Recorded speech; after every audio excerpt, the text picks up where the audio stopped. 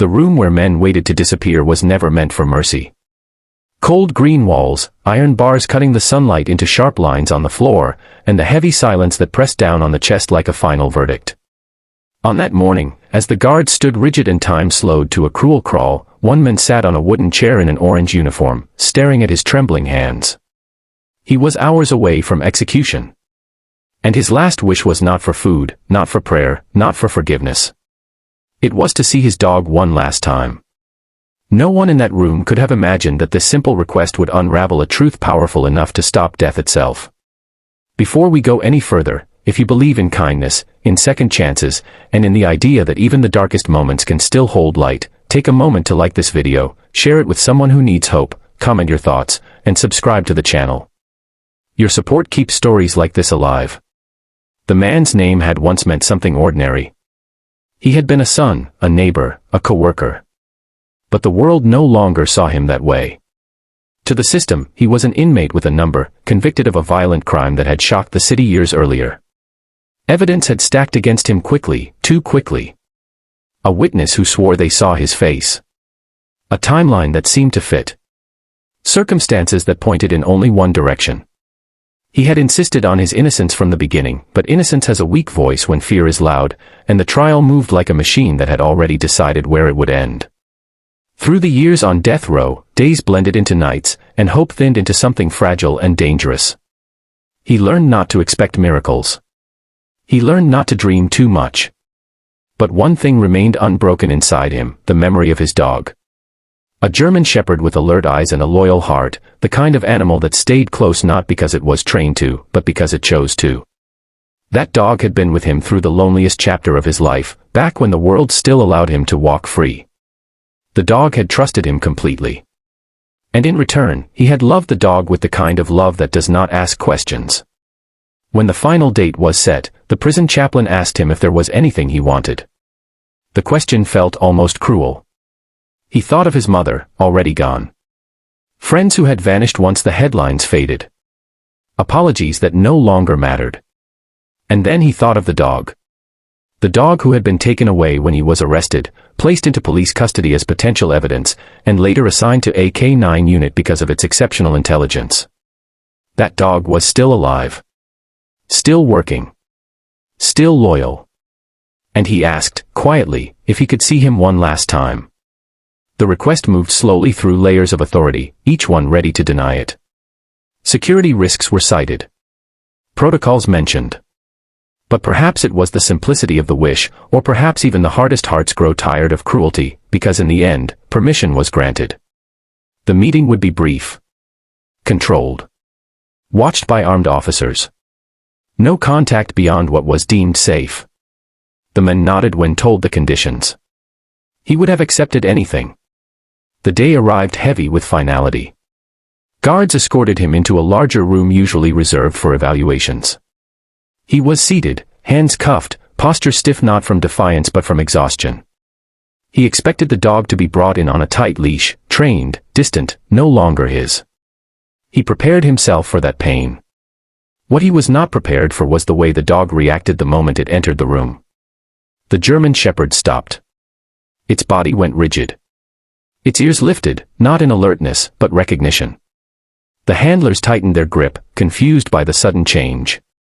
The dog's eyes locked onto the man's face, and something ancient and undeniable passed between them. The dog began to tremble, not with fear, but with urgency. It pulled forward, whining softly, its gaze never leaving the man. The room shifted. Officers exchanged glances. This was not standard behavior. This was not how trained K-9 units responded to condemned inmates. The man lifted his head slowly, breath catching in his throat. For the first time in years, something warm broke through the numbness. The dog knew him. Not as an inmate. Not as a criminal. As his person. As the handlers cautiously allowed the dog closer, something even more unexpected happened. The dog stopped inches away and sat down abruptly, staring at the man's hands.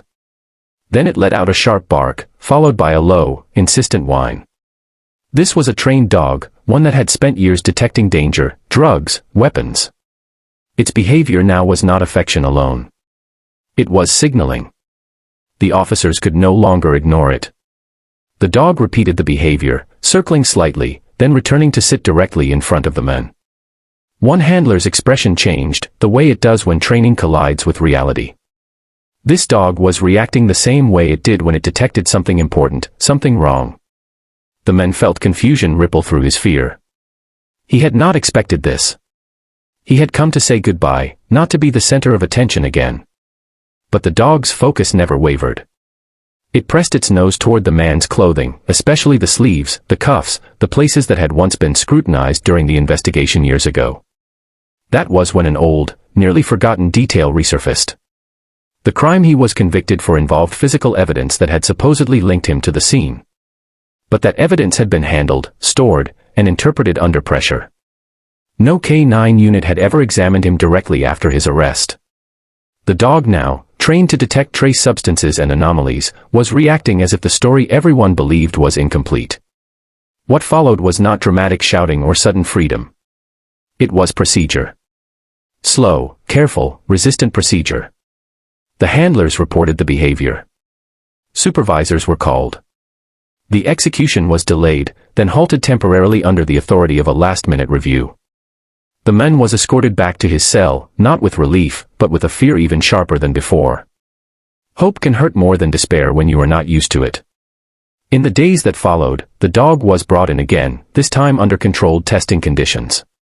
It consistently failed to indicate the presence of substances it had been trained to identify on the men. Further, it reacted strongly to items from the original evidence storage, marking inconsistencies that experts could no longer dismiss. Independent reviews were ordered. Old evidence was re-examined with modern techniques. Records that had gathered dust were opened under new light. The truth, once stirred, refused to sleep again. Forensic flaws were uncovered. Mishandled samples. A witness whose testimony no longer aligned with physical facts. A timeline that had been forced to fit rather than discovered. Piece by piece, the certainty that had sentenced a man to death began to crumble. And at the center of it all was a dog that had refused to forget who its human truly was. Months passed. The execution was officially overturned pending full review. Then came the ruling no one had dared to imagine. The conviction was vacated. The men walked out of prison not as a miracle, but as a correction, a living reminder of how close the system can come to irreversible mistakes. The reunion that followed did not need words. The dog, retired from service after its role was acknowledged, stood beside the men under open sky. The world felt too large at first. Freedom always does. But step by step, with a loyal shadow at his side, the men learned how to live again. If this story has touched your heart even a little, if it made you pause and feel something real, please take a moment now to like this video, share it, and subscribe. Your engagement helps spread stories that remind us compassion still matters. Just before we reach the end, I want to ask you something special. Please comment below with your thoughts. Do you believe animals understand truth better than humans sometimes? Your words mean more than you know. The man never claimed the dog saved his life. He said something quieter, something truer. The dog reminded the world that truth does not disappear just because it is ignored. Loyalty does not fade just because time passes. And even in a room built for endings, love can still open a door. In the end, his last wish was never really about seeing his dog. It was about being seen himself, not as a number or a headline, but as who he truly was. And because one animal refused to look away, everything changed.